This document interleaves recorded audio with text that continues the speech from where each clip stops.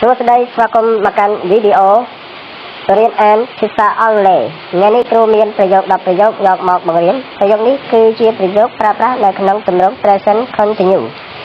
present continuous គឺជាប្រយោគដែលយើងប្រើសម្រាប់និយាយនៅអ្វីៗដែលវាកំពុងតែកើតឡើងទី1យើងអានថា I am studying English right now.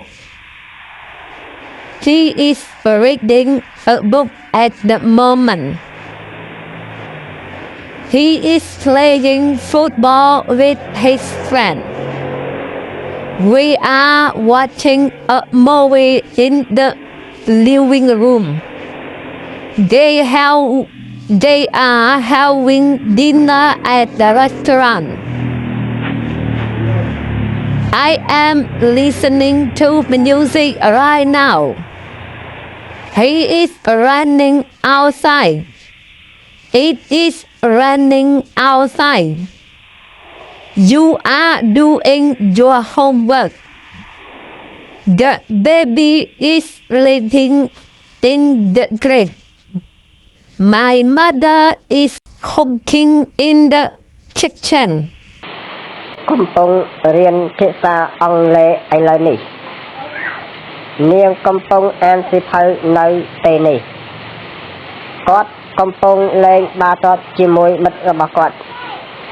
ពួកយើងកំពុងតែមើលភាពយន្តនៅក្នុងបន្ទប់ទទួលភ្ញៀវពួកគេ